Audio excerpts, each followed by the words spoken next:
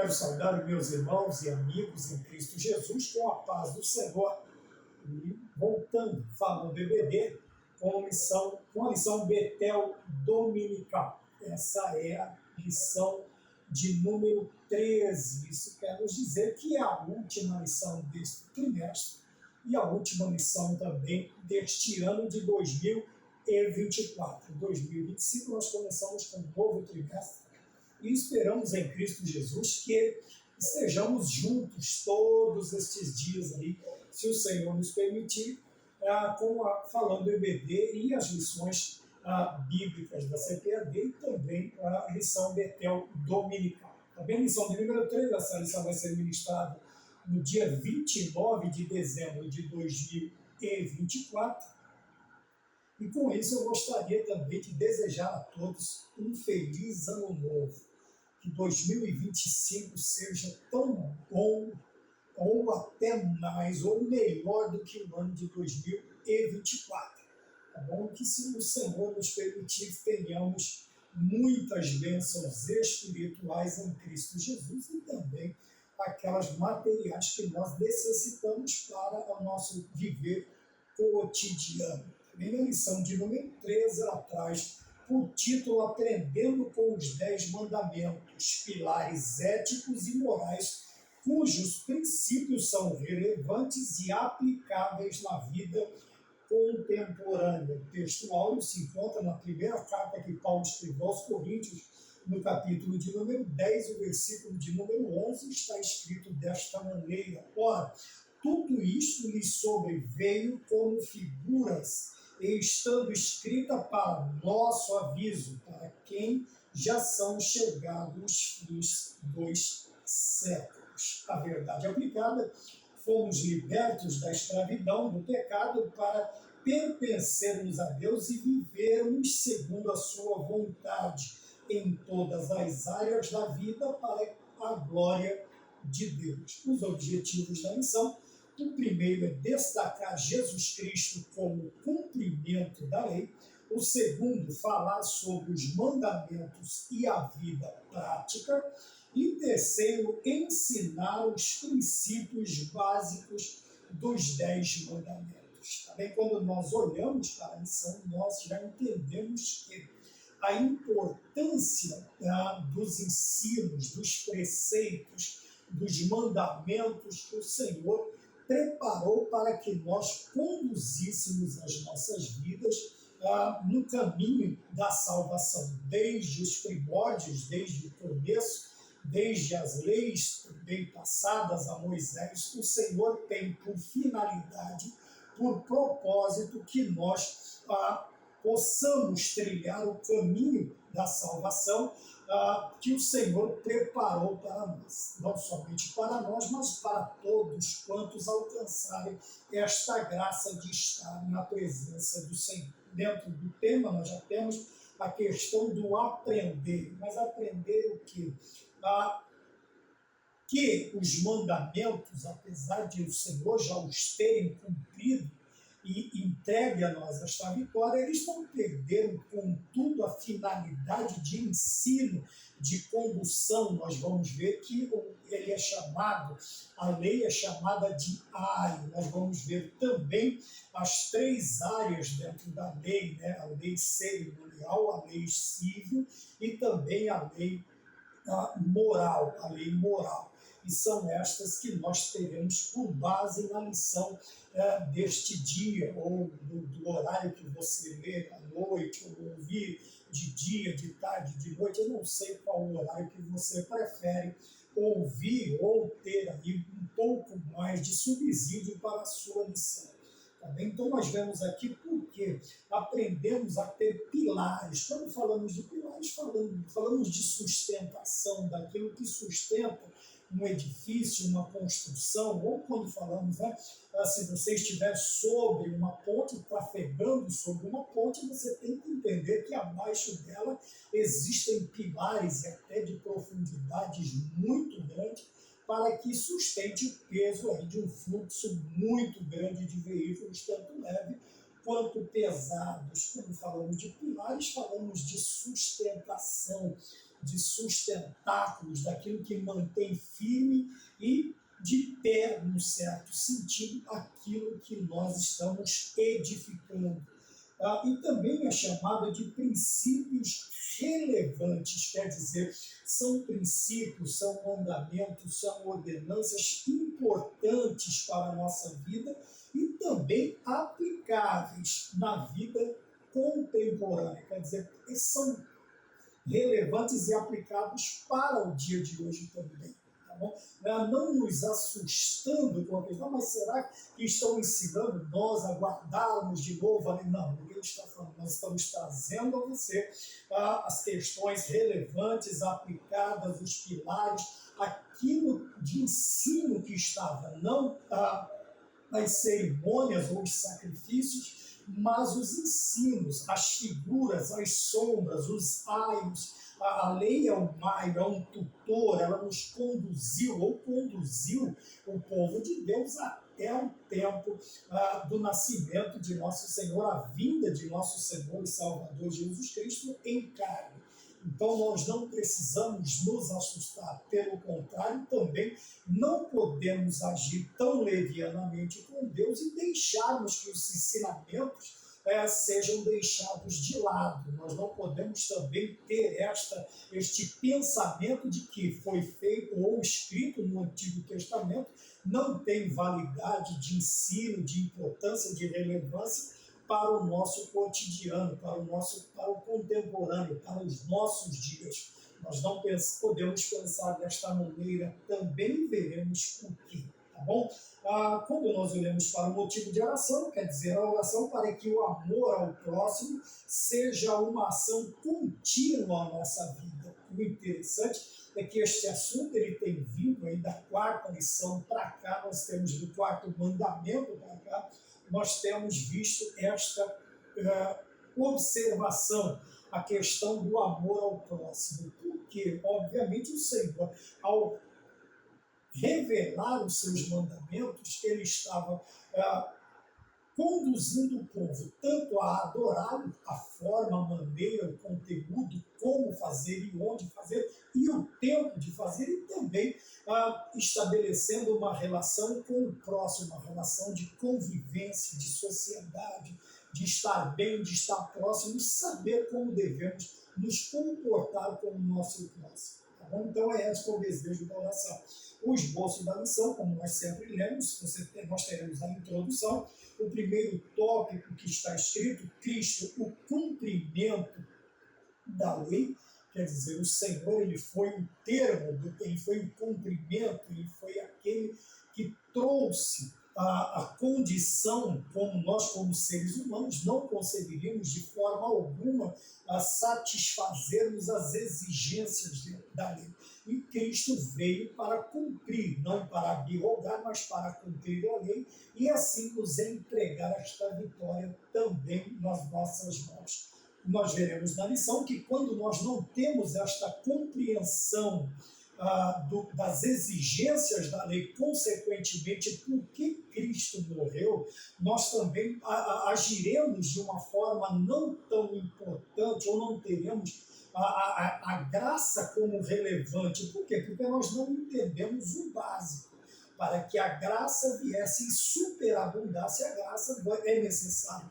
Tanto a lei aparecer, quanto o pecado. Paulo nos ensina que onde abundou o pecado, superabundou a graça. Então, quando nós não temos um conhecimento, vamos dizer assim, ainda que básico, ainda que panorâmico, mas um entendimento correto das exigências da lei para que Cristo viesse, nós também não conseguiremos entender a importância da graça e vamos tratá-la como algo assim barato, como algo é de graça, foi de graça. Não, nós precisamos entender que houve uma exigência, um preço a ser pago para que nós recebêssemos a salvação de graça. Mas ela custou um preço muito alto, que foi o sangue derramado de nosso Senhor Jesus Cristo. 2, os 10 mandamentos e a vida prática, quer dizer, aquilo que nós fazemos no nosso dia a dia, não somente conhecermos a parte teórica,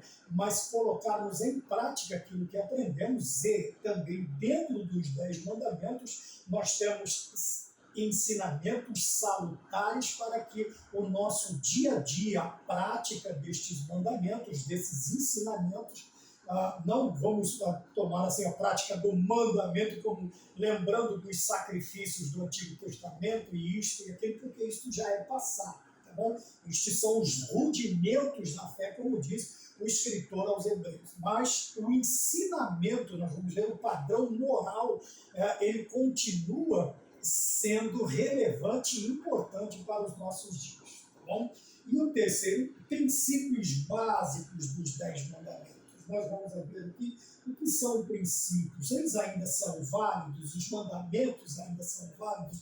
Será que ele pode nos trazer? Será que eu consigo fazer ainda uma aplicação pessoal dos ensinamentos do Antigo Testamento? Ou é algo que ficou para trás, ficou no esquecimento? Nós precisamos tomar cuidado para também não entrarmos na questão dos cessacionistas. Tá? Eles pregam que os dons cessaram. E nós, muitas vezes, temos que tomar cuidado para não vivermos de uma tal maneira que os mandamentos, os ensinamentos, o padrão de vida, os princípios também ficarão no passado. Não é desta maneira. Então nós precisamos entender que os princípios básicos dos 10 mandamentos ainda funcionam como aplicação pessoal, quer dizer, aplicação para a nossa vida prática, o nosso dia a dia também, no nosso tempo, ou na contemporaneidade, ao tempo que nós vivemos. Tá bem? E a conclusão. Na introdução, nós temos aqui o escritor, o bispo Samuel Ferreira, ele nos deixou escrito que os 10 mandamentos possuem uma riqueza de princípios para a vida prática do povo de Deus. O que são esses princípios? São aqueles mandamentos que vão reger o nosso dia a dia, o nosso viver. Quando ele diz na vida prática, quer dizer, é aquilo que nós podemos aplicar no nosso dia a dia e nos trará tanto benesses quanto também nos dará aquela sensação do cuidado que nós precisamos ter para não sermos absorvidos pelo pecado, por determinadas coisas, como nós estamos vendo em algumas aulas que nós temos aqui dos juvenis, nós estamos falando sobre os sofismas, os enganos, as mentiras, os embustes, tudo aquilo que o inimigo usa contra a nossa vida. Então nós precisamos estar atentos. E quando nós observamos a tão grande nuvem de testemunhas, quer dizer, quando nós olhamos para os nossos irmãos do passado, que tiveram as suas vidas pautadas nesses princípios e praticando e exercendo esta vida, tanto piedosa quanto uma vida devota a Deus, eles conseguiram obter vitórias sobre os seus inimigos, e a prova está no capítulo 11 de Hebreus, que é chamado de a galeria dos heróis da fé. Tá bem? Então, os 10 mandamentos possuem uma riqueza de princípios, tá bem? De ensinamentos, de mandamentos, de ordens, e como nós vimos desde o princípio desta lição, deste trimestre, não é somente uma lista de nãos, nada disso. Pelo contrário, quando nós entendemos a vontade de Deus, passamos a fazê-los de uma maneira amável, amigável, e aceitamos a vontade de Deus para a nossa vida. Então a riqueza está nisto, que nós temos ainda para a nossa vida prática os ensinamentos para que nós possamos aplicar no dia a dia, nos dias de hoje, para que tenhamos a vitória, como assim obtiveram as vitórias também os nossos irmãos do Antigo Testamento. Tá bom? Eu separei uma outra parte que diz esses 10, essas riquezas de princípios, também para não ficar... eles são necessários e possíveis aplicar tais princípios em todas as áreas enquanto estamos nesta terra. Veja que eles não são somente princípios práticos, mas também são necessários e são possíveis. Nós vamos ver que alguns ensinamentos eles até são, quando nós pensamos numa impossibilidade de exercermos determinadas coisas, nós vamos ver que quando nós colocamos em prática, confiando em Deus e no tempo da graça, com a ajuda do Espírito Santo, este proceder, este nosso caminhar, ele vai se tornar mais fácil. Porque nós contamos tanto com a ajuda de Deus quanto com a ajuda do Espírito Santo. Nós vamos ver aqui, veja, é necessário e possível aplicar tais princípios em todas as áreas da vida enquanto estamos nesta terra. Por quê? São altamente protetivos e manifestam o amor e o cuidado de Deus que Ele tem com cada um de nós e com todos nós ao mesmo tempo. Veja, altamente protetivo. É a questão do cuidado que nós precisamos ter. E nós sabemos que a nossa proteção, quando olhamos para o Novo Testamento, nós vamos ver a armadura de Deus lá em Efésios, no capítulo 6, do versículo 10 em diante. Porém, no Antigo Testamento, qual era a proteção que os fiéis, que os piedosos, que os devotos, eles tinham? Era se espelhar nos ensinos, nos mandamentos que o Senhor havia, não somente no Decálogo, mas em todo, se nós olhamos para os 5 primeiros livros do Pentateuco, nós vamos ver também todos eles e algumas das áreas que nós falamos aqui, na questão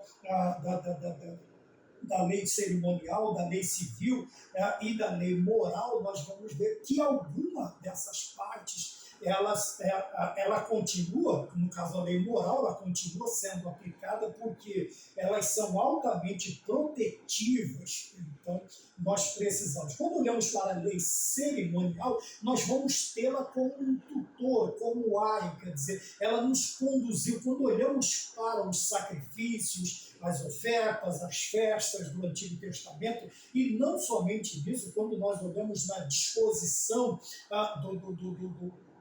do templo, do tabernáculo, as cores, os panos, as peles, os metais, os revestimentos, a madeira, nós vamos ver que todas elas nos traziam, ou ela trazia para o povo, e nós aprendemos nos nossos dias lições importantes.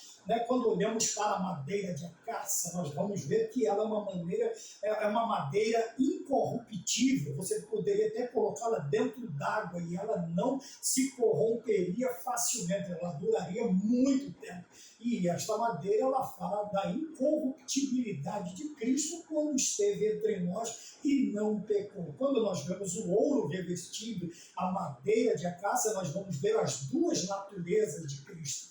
Cristo como homem, 100% homem, porém incorruptível, e o ouro falando da deidade, da realeza de Cristo. Quando olhamos as disposições do branco, do azul, do estofo isto, estofo aquilo, as argolas, quando vemos a prata, o bronze, o ouro, todos eles remetem a uma qualidade da pessoa de Cristo, a uma particularidade de Cristo. Então nós precisamos sempre tomar cuidado para que nós não deixemos escapar,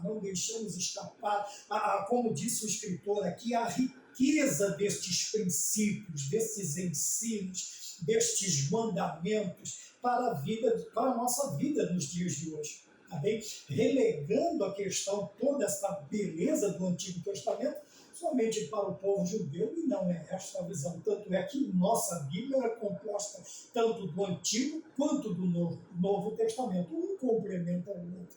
E nós precisamos entender desta maneira. Tá bom? Quando olhamos, então, aqui a proteção, e que também demonstra, manifesta o amor e o cuidado que Deus tem com cada um de nós. Quando se olha, como disse o bispo, o escritor, o bispo Samuel Ferreira, quando nós olhamos para os mandamentos, a não ser como sendo uma lista de não, de proibição, de restrições, nós não enxergamos a beleza. Nós só podemos ver esta beleza a partir do momento em que o amor que Deus manifestou por nós e nós aprendemos a amar por causa disso, quando nós olhamos para este mandamento e obedecemos como um filho obedece o seu pai, carinhosamente, obedientemente, né? E está ali vendo que tudo aquilo que o pai propôs é para a sua proteção e demonstra o amor, porque a proteção fala de cuidado do pai e de Deus por nossas vidas. Também Cristo, o cumprimento da lei, nós olhamos isto tanto no Antigo quanto no Novo Testamento, porque são valores morais ensinados como princípios eternos, pois são a vontade de Deus. Veja que aqui o esclarecimento ele nos traz a ideia da eternidade. Quer dizer que princípios, que mandamentos, que ensinamentos, os sacrifícios ficaram, as festas, as luas ficaram para trás, porque eram sombras daquilo que nós estávamos esperando para o futuro, que é a manifestação de Cristo na nossa vida, tá? Ou na vida de toda a humanidade. Porém, os seus preceitos como mandamento e ensinamento, eles são para a eternidade. Por quê? Porque é a vontade de Deus expressa nas Escrituras para que nós conduzíssemos as nossas vidas ou a nossa vida, ou conduzíssemos a nossa vida, porque cada um de nós temos uma, então não posso usar o plural. Veja, nós tenhamos a ideia de que este viver ele não pode ser um viver de qualquer maneira. Quando olhamos para o tempo da graça, existem pessoas que confundem a liberdade da graça com libertinagem e vivem de qualquer maneira. Nós veremos isso na lição também. Porém, aqui, Cristo, como o cumprimento da lei, a primeira coisa que nós aprendemos é que em ambos os testamentos, tanto no Velho quanto no Neotestamentário, o Novo Testamento, nós vamos ver que estes valores morais são ensinados como princípios, como mandamentos, como ordenanças, como diretrizes para que nós possamos conduzir a nossa vida. Também está no Evangelho de Mateus, capítulo de número 5, versículo de número 18. Ponto de número 1, uma lei moral, civil e cerimonial, é o que nós estamos falando desde o princípio. Veja, apesar de serem três áreas, vamos chamar de três áreas, deixa eu ver como é que nós podemos dizer aqui, né? Apesar de serem três aspectos diferentes, não são três leis, mas são três aspectos diferentes da mesma lei, quer dizer, daquilo que foi colocado como mandamento, como ordenança, como diretriz para o povo de Deus. Nós falamos que elas são três, né? A cerimonial, a civil ou judaica, as leis judaicas, e a lei moral, pela qual o Criador estabelece a conduta moral de todas as criaturas para todos os tempos. Veja, isto não foi limitado somente ao tempo dos hebreus na travessia do deserto, ou na saída do Egito, ou qualquer tempo que fosse. Não, ele vem até os dias de hoje. A lei do Senhor, os princípios morais de Deus são atemporais, eles não estão presos ao tempo, eles não estão limitados a um determinado período da história humana, mas ele faz parte de toda e principalmente para nós hoje, tendo em vista quão grande os ataques o diabo tem lançado sobre a igreja do Senhor nos dias de hoje. E quanto mais armadura, quanto mais proteção, quanto mais ensinamentos protetivos, como nós lemos, nós tivermos sobre nós, menor será o impacto dos ataques do diabo contra nós. Tá bem? E muitas vezes não haverá impacto algum, porque alguns ensinamentos protetivos eles agem impedindo até que as setas cheguem até nós. Então nós vemos aqui que o Senhor estabeleceu a conduta moral para todos os tempos. Então a lei moral é o padrão justo e eterno para a nossa relação com Deus e o próximo. Então dentro dessas esferas, desses aspectos da lei, a lei moral é a que perdura. Esta, ele diz que é eterna, é para todos os tempos e para todos os povos. Esta é a lei moral. O que é a lei moral? Não se trata somente do decálogo, mas de todos os mandamentos. De todos os mandamentos. e não vai ficar restrito ao cerimonial, quer dizer, aos sacrifícios, sejam cruentos, sacrifícios de farinha, de outros animais. Não, não está só limitado a isso, tá bem?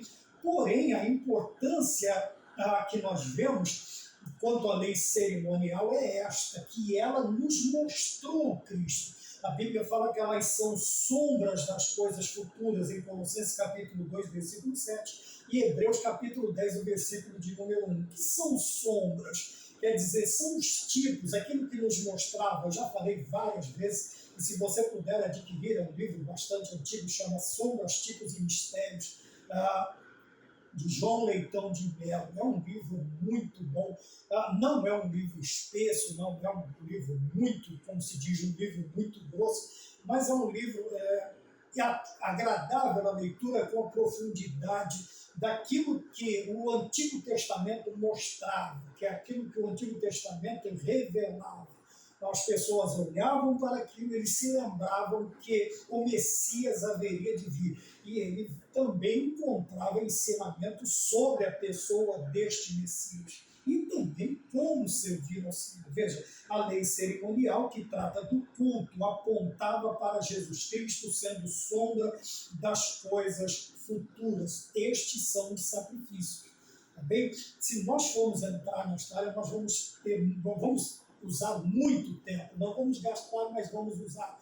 Quando você olha para a disposição dos utensílios do templo, já falei sobre isso, os animais, como eram sacrificados, como era aceso, como deveria ser aceso, não poderia ser qualquer fogo sobre o altar, não poderia ser qualquer maneira, os sacerdotes não poderiam entrar, o sumo sacerdote não poderia estar uma vez por ano no Santo dos Santos de qualquer maneira, ele seria fulminado ali dentro, e assim também os sacerdotes que estivessem ali na mesa dos pães da proposição, no candelabro. O candelabro não poderia ser aceso com qualquer tipo de fogo. O azeite era uma composição diferente para o templo, para os utensílios, para o que fosse exigido o azeite, para que tivesse fogo, e o fogo fala de luz, o fogo nos lembra dos olhos prescrutador de nosso Senhor e Salvador Jesus Cristo na ilha de Patmos. Nós ficaremos horas aqui falando sobre isso, mas é só para você ter para que nós tenhamos uma ideia por que a lei cerimonial ela vem como um tutor. Em algumas versões mais antigas elas falam que a lei nos serviu diário. Aí era aquele empregado que cuidava do filho do seu senhor e tinha que cuidar com a sua própria vida. Qualquer coisa que acontecesse, um ferimento, por menor que seja, que fosse, quer dizer, ele seria duramente castigado. Então veja, então a lei nos conduz, ela nos traz ao Novo Testamento, ao tempo, né, da vinda de Cristo, e ela vem conduzindo os cristãos até aqueles dias. Tanto é que o escritor aos Hebreus, ele traz toda uma explicação das figuras, das sombras, dos mistérios do Antigo Testamento, para que nós entendamos o Novo Testamento e possamos compreender da melhor maneira possível e viver a graça da maneira mais santa e proveitosa possível nos dias de hoje. Tá bem? Então a lei moral revela o caráter santo de Deus. Ou seja, toda a lei moral, ela nos ensina, quando nós olhamos para vamos ficar no decálogo então, quando nós olhamos para os 10 mandamentos, nós vemos que há uma preocupação de Deus para nos manter fora de determinadas situações, ou nos manter aquém, além, protegidos, como diz a lição, guardados debaixo das suas potentes mãos. Quando estamos observando estes princípios, nós estamos atentando para o caráter de Deus e tentando também copiar o seu caráter, imitar o seu caráter, ou ficarmos o mais próximo possível parecidos com o nosso Senhor e Salvador Jesus Cristo. Tá bem? Então, quando nós olhamos para a lei moral, veja, a lei cerimonial, sacrifícios e todo o culto que o judeu prestava ao Senhor, e quando olhamos para a lei moral. Então, quando falamos da lei cívica dos judeus, estas já não nos são impostas, está lá no capítulo 15, se eu não me engano, de Atos dos Apóstolos, no primeiro concílio de Jerusalém. No primeiro concílio de Jerusalém, quando os discípulos se reuniram, por quê?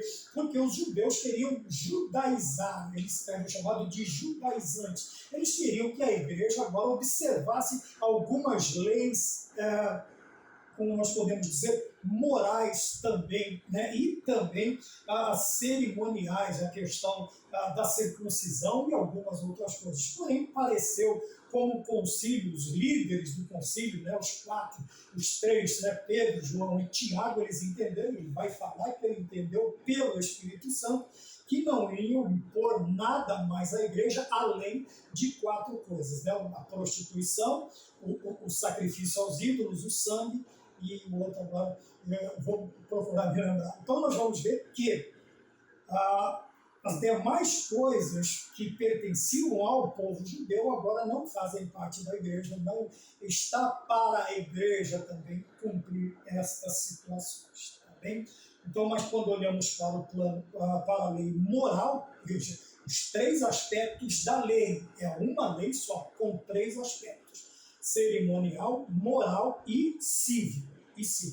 Então nós ficamos, no cerimonial nós ficamos como as sombras, nós ficamos como um tutor, nos serviu como um ai, cuidou, nos conduziu até os tempos de Cristo. E a lei moral, esta sim, ela é eterna, porque revela o caráter de Deus e também nos ensina como viver segundo o seu caráter. Ponto 2, Cristo e a nova aliança. Quando olhamos para a antiga aliança no Sinai, o Senhor falando com Moisés e ratificando o pacto que foi tratado na libertação. Nós vamos ver a libertação de Israel depois de cerca de 430 anos aprisionados no Egito. Quando esta libertação, ela tem também uma cerimônia ali que exemplifica o que eles iam fazer, que é a Páscoa. Tanto é que eles vão comer a carne assada, o Senhor diz, não pode ser cozida e nem pode sobrar, mas e também com ervas amargosas, né? Não tem nada a ver com a Páscoa que nós vivemos, que alguns vivem hoje, né? Nós levamos às crianças, mas ensinando porque a criança não tem, mas isto também nos limita à comemoração do Pessá, que é a passagem do anjo da morte. Então era carne assada, bem assada, e ervas amargosas. Porém, havia uma outra observação. O que ele dizia? Vocês vão comer com as sandálias nos pés, os vossos lombos cingidos, o cajado na mão, e comereis apressadamente, porque a fuga não daria tempo. Quando batesse o martelo, saia para sair todo mundo. E muitas vezes nós vemos aqui a pressa, né? O lombo cingido quer dizer, eles tinham que ter mobilidade para andar rapidamente. Então, o cajado na mão para as dificuldades nas subidas e os sandálias nos pés para não ferir os pés nos pedregais. Então, nós entendemos a pressa que havia para sair do Egito e a pressa que nós temos que ter para fugirmos do mundo e do pecado que tão de perto nos rodeia. A instituição da Páscoa está no livro do Êxodo, versículo 20, capítulo 24, versículo 8. Porém, nós vemos todo este ensino. Tá? E, infelizmente, alguns, não é de hoje, alguns querem tirar até vamos dizer assim, a credibilidade de certos acontecimentos do Antigo Testamento, colocando apenas como história, vamos dizer assim, como se fosse uma historinha qualquer. Não, aconteceu e foi da maneira que está na Bíblia, porque nós acreditamos na sua inerrância, na sua infalibilidade e na sua imutabilidade. Tá bem?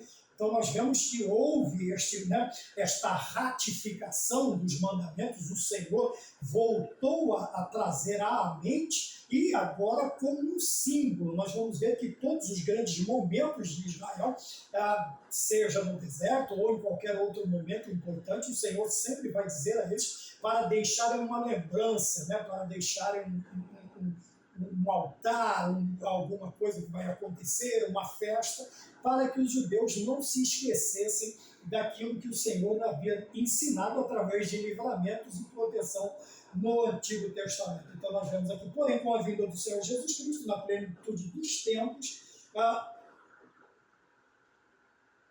a questão da observância da lei cerimonial e a civil já não faz parte, porque o Senhor agora cumpre todas essas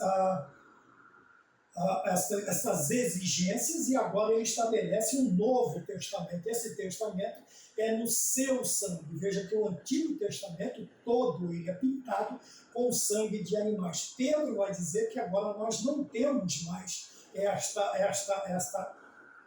estas exigências, porque não fomos comprados com sangue de touro ou de bodes, com prata, ouro ou qualquer coisa perecível, mas pelo precioso sangue de nosso Senhor Jesus Cristo. Agora já não é mais um cordeiro, mas é o Cordeiro de Deus que tira o pecado do mundo, que foi sacrificado por nós. Então ele vem nesta nova aliança, ou testamento, em seu sangue. Então a antiga aliança exerceu um papel de tutor até a chegada da nova aliança.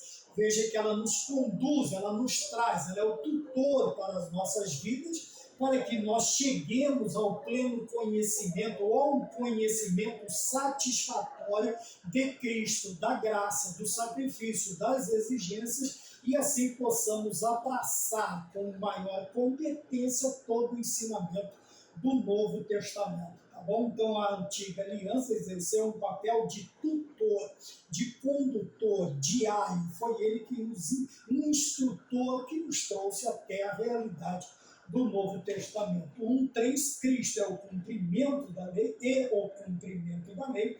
A lei, o que a lei nos revelava? Ela nos revelava a necessidade de perdão. A lei, ela nos ensinava, ou ela nos ensina até os dias de hoje, que por mais que nós nos esforçássemos, nós nunca conseguiríamos cumprir as exigências. Veja, e dentro desta necessidade de perdão, também nos ensina, nos mostra a nossa incapacidade humana. Veja, nós somos extremamente limitados.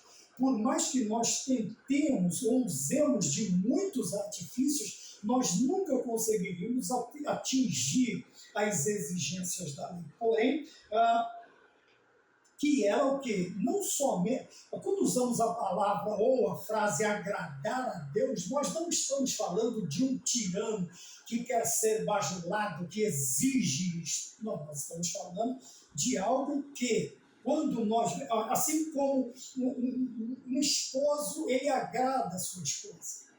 Bem, a Bíblia nos ensina, assim como uma esposa, ela procura agradar ao seu marido. Já não passa a ser um peso este pedido. E ainda que usássemos a palavra, o termo exigência, não seria uma coisa pesada demais. Por quê? Porque fazemos por amor. E a nossa incapacidade também era de agradar a Deus com os nossos próprios recursos. Não tinha como nós fazermos. Veja que até mesmo dentro da lei cerimonial, ela não conseguia. Por quê? Porque os sacrifícios eram diários, eram constantes, eram necessários.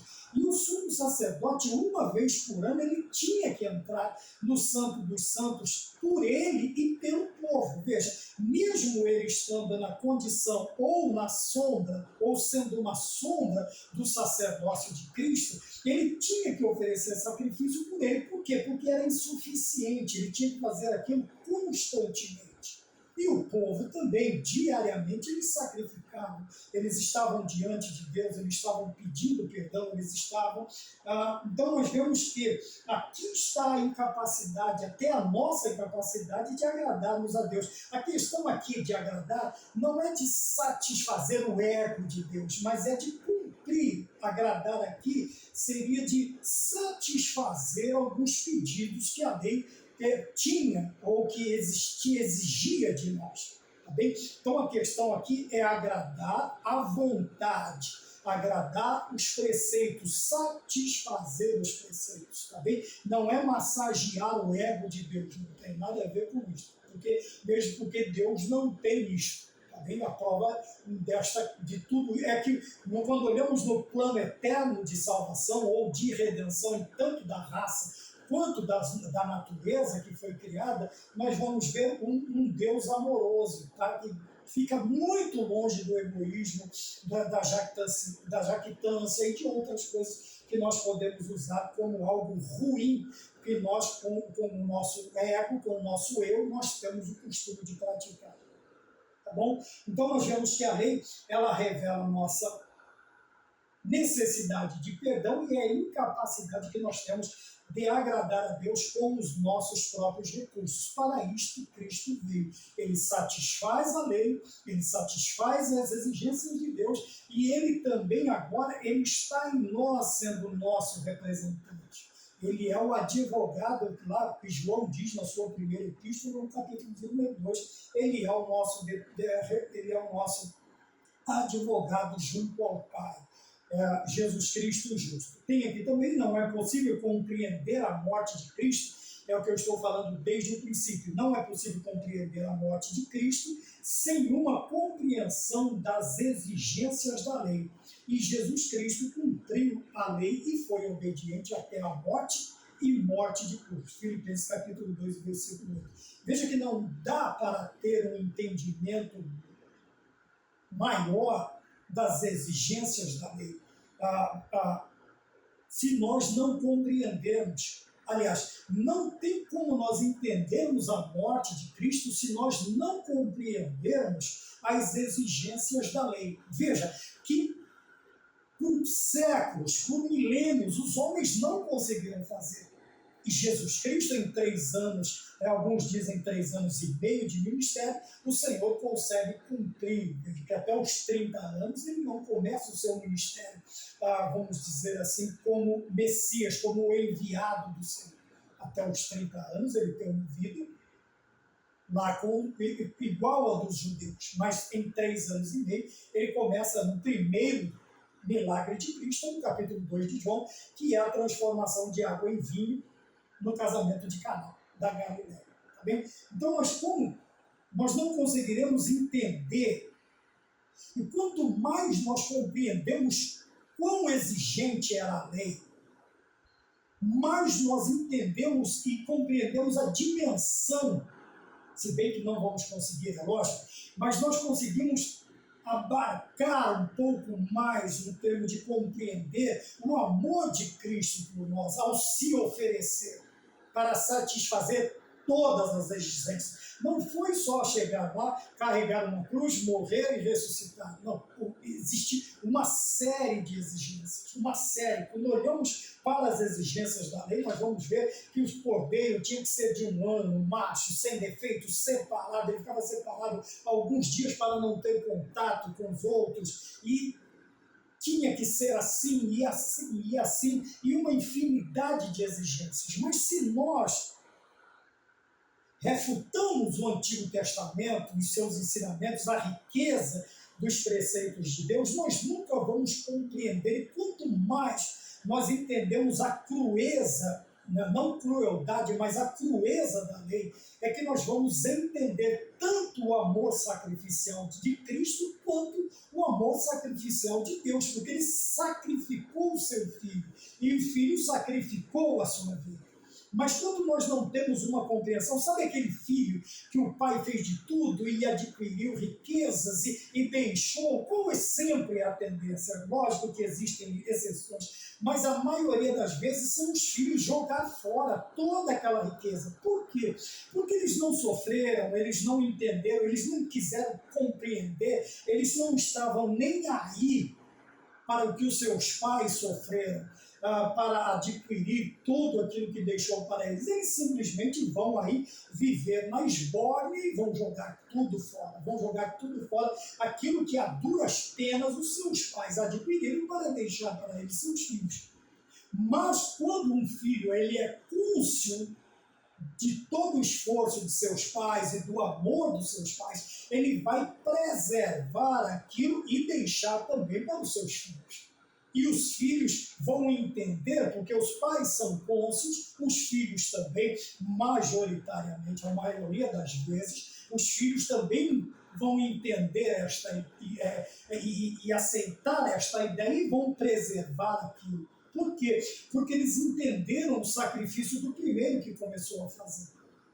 Quando nós entendemos todo o sacrifício, toda a exigência da lei e tudo que Cristo fez por nós, nós vamos amá-lo, devotar a nossa vida, nós vamos entregar a nossa vida e todas as áreas da nossa vida incondicionalmente. Por quê? Porque nós entendemos que o Senhor padeceu todas as exigências da lei. Mas se o irmão, a irmã, o professor, o superintendente, o pastor, ele simplesmente dá de ombro para toda a riqueza e também para todas as exigências do Antigo Testamento, ele nunca vai compreender quão grande foi o amor de Cristo por nós, o amor de Deus nos dando o seu Filho unigênito. Ponto de número 2,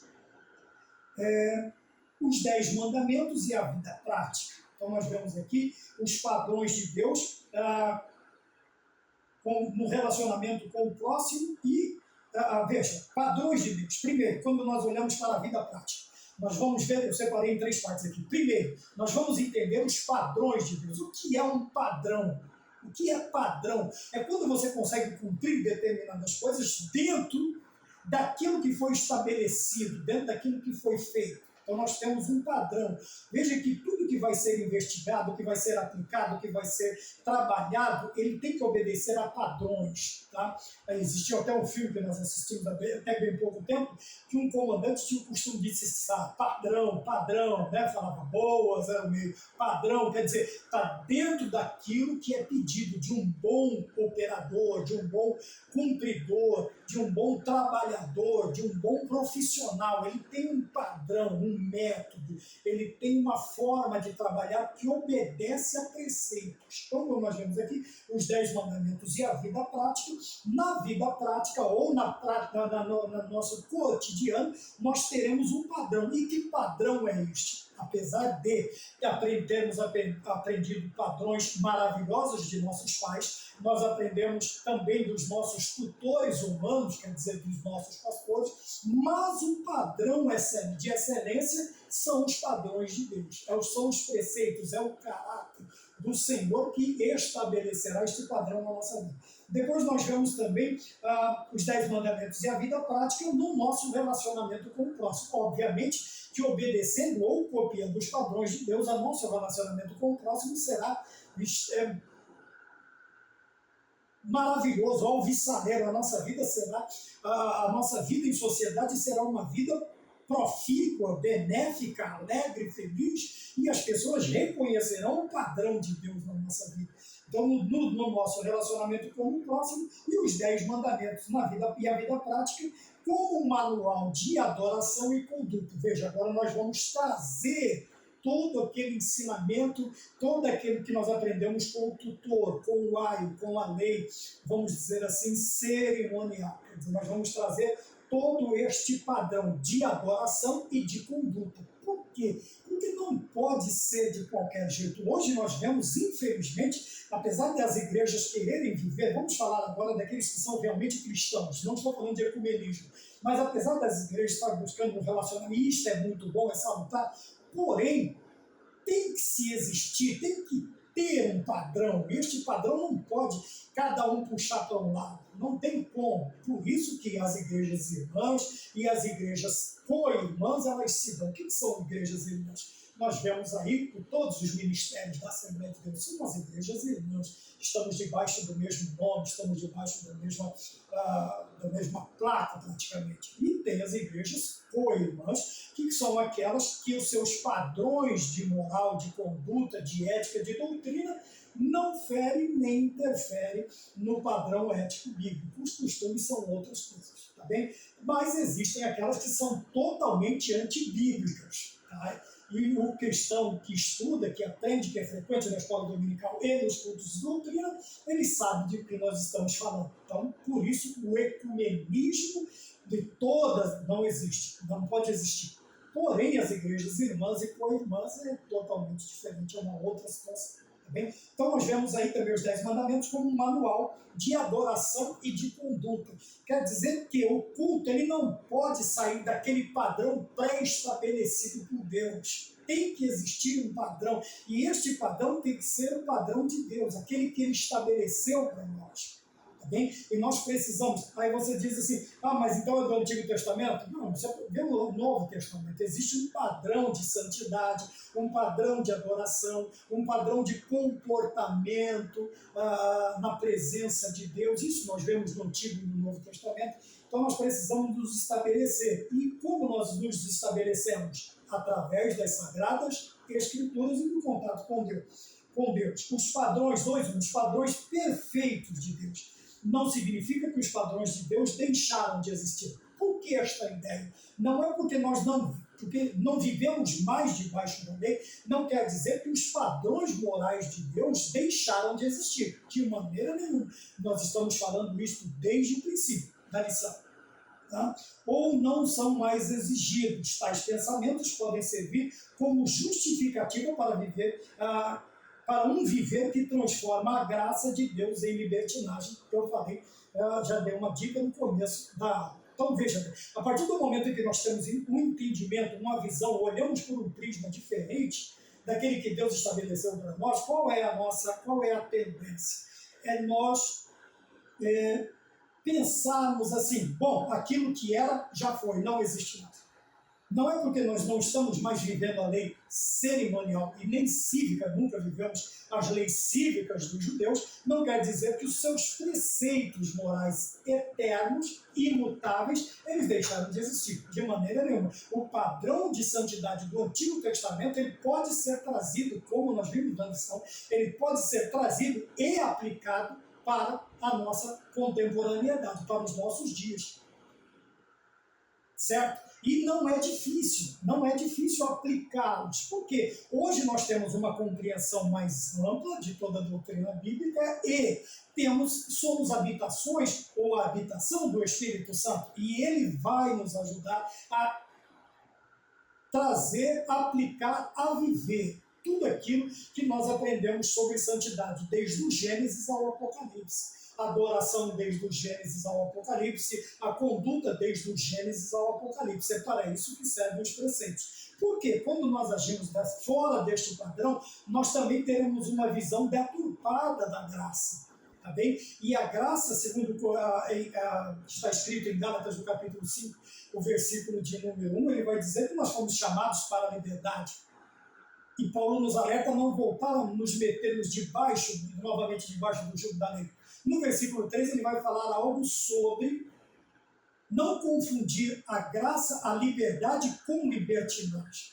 Tá? Existem pessoas que estão passando o carro na frente, os pés pelas mãos, e achando que graça é você viver de qualquer maneira. Tá? Principalmente quando se tem aquela ideia de salvo uma vez, salvo para sempre. Isso tira toda a responsabilidade. Deus cumpriu todo o processo de salvação. Nós não podemos fazer nada para ajudar Deus nos salvar em Cristo Jesus. Nada. Toda a obra salvífica, toda a carta aos Romanos, você vai aprender isso. Porém, porque Deus fez tudo, isso não nos exime de responsabilidade, de permanecermos até o final, de guardarmos o que temos para que ninguém tome a nossa coroa, para vivermos uma vida de santidade e um padrão que não seja um padrão que comprometa a nossa vida cristã. Porque o escritor aos Hebreus ele vai falar tanto de pecado quanto do embaraço. Tá? Ele fala de embaraços e do pecado que tão de perto nos rodeia. Então existem coisas que não são pecados, mas são embaraçosas para a crente, sabe? Vai fazer com que o crente comece a cortar volta, cortar caminho, sair por outro canto, esconder a cara, se esconder atrás da relva, como Adão fez. Por quê? Porque isso também trará, pode não ser pecado, mas constrange quando nós estamos na presença de Deus. Isso limita completamente a nossa vida espiritual, nosso serviço espiritual, nosso culto diante de Deus. Porque temos ressalvas, temos medos, temos temor é uma coisa, medo é outra, então nós precisamos tomar cuidado. Então não quer dizer que, não é porque não vivemos debaixo da lei que os seus preceitos, os seus ensinamentos, o padrão de moral de Deus não faça parte mesmo da vida da igreja. Bem? Então nós temos aqui, lá em Judas, no versículo de número 4, porque senão essa ideia vai fazer com que a gente trate a graça de qualquer maneira e passe a viver de brincadeiras. E Deus não nos chamou para isso.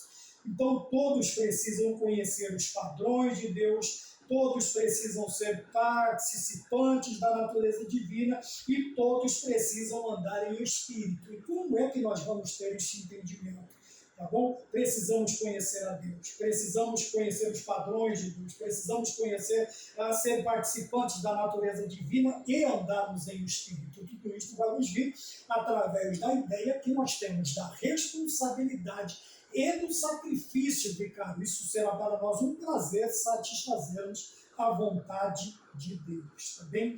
Dois conduzem, quer dizer, os 10 mandamentos e a vida prática. Os 10 mandamentos conduzem à manifestação da prática do amor. Veja que não fica somente no campo das ideias, do abstrato. Não, a partir do momento em que nós conhecemos a vontade de Deus através dos 10 mandamentos ou dos mandamentos, na nossa vida prática, nós vamos ter esta ideia também de que o amor ele precisa ser manifesto, quer dizer, ele precisa ser posto em prática. Não dá somente para ficar falando e pensando. Isso é coisa do mundo, de pessoas que não têm responsabilidade nem com Deus e nem com as Sagradas Escrituras e muito menos com o seu próximo. Tá bem? Porque quando nós falamos em colocar o amor em prática, nós estamos falando diretamente do nosso próximo. Quando o nosso amor é limitado, a nossa ação será limitada, ou neutra, ou nenhuma. Por quê? Porque nós não estamos agindo segundo os preceitos. A nossa vida prática não está sendo regida pelos mandamentos do Senhor, pelos preceitos do Senhor. Então nós vemos aqui que o amor é o motivo para obedecer. Já começamos por aqui. O amor é o objetivo, é o motivo, é a motivação, é a força motora, é aquilo que faz com que nós agimos, que nós pratiquemos, sabe? Você vê que você tem um trem, você tem uma composição, não é um trem, você tem uma composição. Essa composição era composta de 9 vagões. Você precisa de muitos vagões. Então, depois, fora do horário de pico, geralmente ele tem 3 vagões, ele tem 6 vagões. E no horário de pico, no horário do rush mesmo, o negócio para arrebentar, ela geralmente tem aí em torno de, pelo menos que eu me lembro da minha juventude e também da minha mocidade, eu usei muito esse meio de transporte. Então eram 9 vagões e uma locomotiva. O que a locomotiva fazia? Era um motor, era o que arrastava os 9 vagões, era ela quem puxava. Hoje nós vivemos no tempo da eletricidade, teve isso também no tempo dos motores a lenha, a carvão, né, as Marias fumaça, e nós vemos uma infinidade de combustíveis. Porém, este combustível ele precisava fazer um motor funcionar. Qual é o motivo que faz com que este motor funcione na nossa vida? Ora, é o amor, tanto a Deus quanto ao próximo. Nós falamos várias vezes sobre o amor horizontal e o amor vertical. Não somente o vertical, mas principalmente também o horizontal. Então, o amor é o motivo, vamos dizer, é o sentimento motivador. Para quê? Para obedecer, enquanto os mandamentos orientam e dirigem este amor. Veja que até o amor ele tem que ter um objetivo, ele não pode ter só um motivo, ele tem que ter um objetivo, ele tem que ter um alvo, ele tem que ter uma meta. Então o amor não pode ser gasto assim de qualquer maneira. Tá bem? Então diz aqui 1 João capítulo 5, versículo 3, que os mandamentos orientam e dirigem este amor. Ora, sem o exercício do amor é impossível que guardemos seus mandamentos. Agora nós vamos para uma outra área. Por quê? Porque se nós não amamos, eles não passam, como disse o escritor, eles não passam de uma lista interminável de proibições, enfadonha, chata. Porém, o amor faz com que eu veja o lado positivo da lei, dos mandamentos, que é o quê? Eu vejo a proteção de Deus, o amor de Deus, o cuidado de Deus, não somente comigo, mas com os meus próximos, ou com o próximo. Nós vamos ver uma infinidade de benefícios que nós temos a partir do momento em que nós estamos obedientes, ou somos obedientes aos mandamentos de Deus. Então, esses mandamentos, eles fazem o quê? Eles conduzem a manifestação prática do amor. Ponto 2.3, os mandamentos são um manual e guia para a adoração. Então vejamos bem, que interessante. Já estou sendo alertado sobre ela. Quando nós vemos aqui, é um manual e guia para adoração e conduta. Por que é um manual? Os mandamentos, ele é um manual e é um guia para adoração e conduta. Quando olhamos para o primeiro mandamento, nós temos o objeto da adoração. Quem é o objeto da nossa adoração? Deus. No segundo mandamento, nós temos os meios de adoração, quer dizer, as formas que nós podemos empregar segundo a vontade de Deus para adorá-lo corretamente. Tá? Porque para atingir um objetivo, eu tenho que ter um método coerente que siga os preceitos, um padrão que atinja o objetivo. Qual é o objetivo? Amar a Deus. Então, no segundo mandamento, eu tenho os meios. No terceiro, a maneira de adoração. Veja que eu tenho os meios e estes meios me explanarão a maneira de adorar. Não pode ser de qualquer jeito. Não pode ser com qualquer música, com qualquer instrumento. Veja que tudo tem que ser consagrado, trazido à presença de Deus e posto em consagração para que ele seja utilizado somente para Deus. Quando o salmista é convidado a adorar a Deus junto aos rios da Babilônia, o que ele diz? Como eu poderia cantar os louvores do meu Deus em terra estranha? Veja que ele não se atrevia nem a fazer isto, nem a dedilhar a sua harpa em uma terra estranha, vamos dizer o salmista. Eles não queriam fazer isto, eles não iam fazer isto, porque eles sabiam que tudo aquilo havia sido consagrado para usar na presença de Deus, na casa de Deus, no momento de Deus, pelos meios que Deus havia entregado e ensinado. Então nós vemos a maneira, e no quarto mandamento, o tempo de adoração. Quer dizer, aqui não está falando de extensão, mas o tempo. Devemos adorar a Deus em todo tempo. Tá bem? Porém, existem tempos e tempos. E o cristão, quando ele tem a sua vida baseada na palavra de Deus, ele vai compreender os tempos. Ele vai saber a maneira, a forma, o tempo de agir, de fazer, de adorar a Deus, conforme o Senhor colocou no seu coração. 3 princípios básicos dos 10 mandamentos. 3.1, não devemos olhar apenas para a letra, tá? Como alguns têm o costume de dizer que a letra mata, né? Depende de que letra. Se for a letra do lado de fora, dos livros mundanos, das músicas mundanas, de um padrão mundano, de uma cosmovisão mundana, vai te matar mesmo. Tá bem? Mas é crucial a experiência do novo nascimento e a ajuda do Espírito Santo. Estar em Cristo e assim ser motivado pelo amor de Deus e pelo amor a Deus e ao próximo. E onde nós vemos isto? Para discernirmos os princípios básicos dos 10 mandamentos e sermos norteados por eles, é preciso ir além da leitura, memorização, verbalização e demonstrações exteriores. Tá bem? Então nós temos aqui que olhar não apenas para a letra, mas para o Espírito. Quer dizer, quando nós estamos aqui imbuídos do Espírito Santo e do novo nascimento, nós vamos ter um entendimento e sermos movidos pelo amor a Deus e ao próximo. Para quê? Para nós colocarmos os princípios básicos dos mandamentos do Senhor na nossa vida. Tá? Como eu disse, tudo que fazemos por amor é muito mais fácil. É muito mais fácil. E, além de fácil, prazeroso também servir a Deus. Por natureza, todos os homens preferem que a religião seja algo mecânico, algo que se possa realizar por si mesmo, por suas próprias forças. O que o escritor quis nos dizer sobre isto aqui? Cumprir a frieza da letra de mandamentos, ser um legalista, isto é muito fácil. E qual não é o ser humano que não quer um Deus, que não quer uma Bíblia, que não quer um lugar de adoração, que não o impeça de fazer as suas vontades? Veja, quando nós somos meramente legais, quando Jesus Cristo chega naquele jovem rico, ele diz para ele, a Bíblia diz que ele olhou para aquele jovem e amou aquele jovem. Tá bem? Mas ele começa com algo fácil. O jovem chama ele de bom mestre e diz, o que eu tenho que fazer para herdar a vida eterna? Veja que Jesus Cristo, ele simplesmente coloca 2 mandamentos. Ame a Deus sobre todas as coisas e honra teu pai e tua mãe. Ele deu de honra, ele disse, isso aí eu faço desde a minha meninice. Quer dizer, por quê? Porque ser um legalista é muito fácil, ser um cumpridor de leis, ser uma pessoa que está sendo regido pela frieza da letra é uma coisa.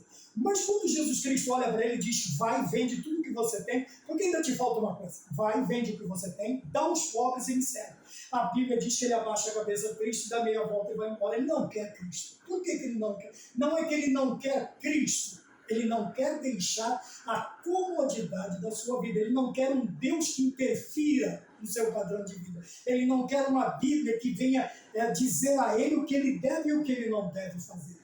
Então é uma pessoa que prefere, como diz aqui, ó, por natureza, todos os homens preferem que a religião seja algo mecânico, sabe? A frieza, ser aquela pessoa que faz mecanicamente, roboticamente, sabe? Virou um costume. Ele não faz porque ele ama, porque ele gosta, porque ele quer. Como disse Davi, alegrei-me como disseram, vamos à casa do Senhor. Não, ele simplesmente levanta, vai para a igreja, já sei o que vai acontecer, vai cantar, vai orar, vai cantar 3 hinos, vai fazer a oração, a leitura da Bíblia, vai orar, os grupos vão cantar, recolhe a oferta, o irmão prega, o pastor dá a bênção apostólica, os avisos e acaba tudo. Isso é mecânico, isso é mecânico. Quando nós fazemos para Deus, nós deixamos, nós permitimos que Deus, desde o nosso levantar, Ele conduza a nossa vida, Ele nos prepare para o culto da noite. O culto à noite, vamos dizer assim, ou o horário que for, ele só é vamos dizer, o fechamento com chave de ouro do culto que você teve no dia. Do culto. Então você vê aqui que nós devemos olhar não apenas para a letra, por quê?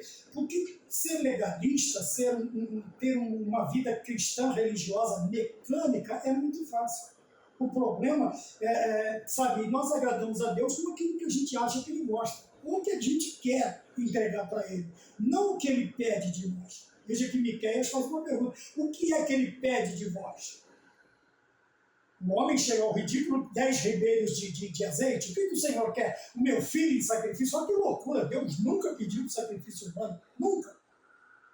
Veja que o teste de Abraão, ele para no momento, porque Deus não tinha esta ideia, somente mostrar a Abraão até onde ia a sua fé, e ele é chamado de pai da fé.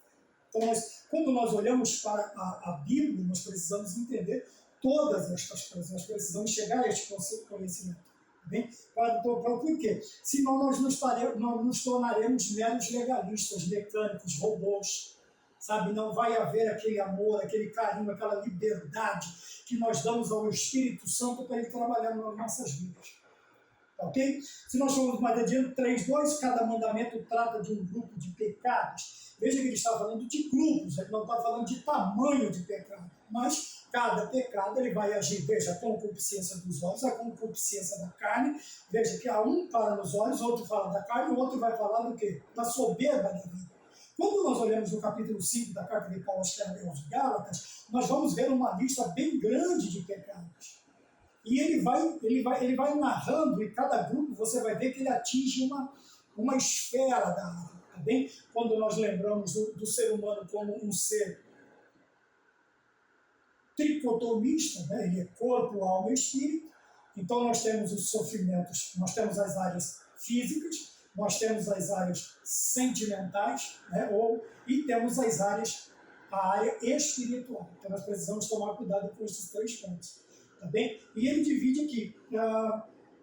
Nós vamos ver que quando fala de matar, o que leva a pessoa? Não é simplesmente matar, o mandamento, não matarás. Pronto. Veja, ele coloca aqui. Ódio, raiva injusta, palavras abusivas e até mesmo qualquer desejo ou inclinação para fazer mal ao nosso próximo. Veja que quando nós olhamos no Antigo Testamento sem conhecermos a explanação de Cristo, nós vamos entender assim, não matar. Mas nós vemos quais são os motivos, o que me levou, por que eu fiz aquilo, por que aconteceu. Aí o Senhor ele abre este leque. Fica vendo, não adulterarás, o Senhor disse, se você pensar na mulher do seu próximo, você já adulterou com ela. Ou qualquer uma, não precisa ser a mulher do próximo. Qualquer mulher que você pensar ou desejar, você já constituiu o adultério. Veja então que o Senhor ele vai nas 3 áreas do ser humano. Tá? Corpo, alma e espírito. Bem? Então Cristo ensinou nesta passagem que a pessoa que usa palavras abusivas é tão culpada quanto homicida, porque é uma forma de homicídio. Nós sabemos que quando determinadas palavras nós usamos, nós podemos matar o espírito, matar o ânimo da outra pessoa. E é uma forma de matar também. Tá bom? 3.3, os mandamentos exigem uma vida prática. Podemos ver este ponto, por exemplo, em Hebreus 13:5, onde o mandamento não cobiçarás significa não apenas que deixemos a ganância, mas que estamos contentes com o que temos. Veja que na vida prática, nós não somente, a partir do momento do nosso descontentamento, nós vamos desejar ou cobiçar algo do próximo ou de outra. Não é somente esta a ideia que o Senhor passa, ele passa também a ideia de que não cobiçar é estar contente com o que eu e você temos recebido da parte do nosso Deus. Quando nós vivemos uma vida de contentamento, de satisfação, quando nós nos deleitamos naquilo que o Senhor Deus nos fornece, nos dá, a nossa vida será uma vida tanto de gratidão quanto de sossego, porque nós estamos contentes. E isso tem que ser a prática da nossa vida, tem que ser a prática do nosso dia a dia, o contentamento, tá bom? Se tiver uma mistura boa, cara, amém. Se não tiver, for uma mistura, e se mesmo não houver, né, vamos lá, o arroz e o feijão puro, como nós temos o costume de dizer, nós vamos agradecer a Deus felizes com aquele grande copo de água bem gelada e vamos adorar a Deus porque o Senhor não deixou faltar o pão. E amanhã, se Ele nos permitir ter algo além disto sobre a nossa mesa, ficaremos felizes da mesma maneira e agradeceremos até mais porque o Senhor proveu a nossa necessidade. Tá bom? Então nós vemos aí os princípios básicos dos 10 mandamentos e o último é este, os mandamentos exigem uma vida prática. E praticar, você sabe que é colocar, vamos dizer assim, concretizar aquilo que nós estamos pensando, concretizar aquilo que está na nossa mente, que está no nosso coração. É pôr em prática, e pôr em prática é satisfazer-se em Deus, deleitar-se no Senhor, e o salmista diz que ele satisfará o desejo do nosso coração. Tá bom? É a última lição de número 13. Deus abençoe. Foi uma alegria muito grande estar com vocês estes 3 meses. Espero no próximo ano, no próximo trimestre, nós nos encontrarmos aqui. Tá? Falando EBD e você adorando a Deus através da Escola Bíblica Dominical. Amém.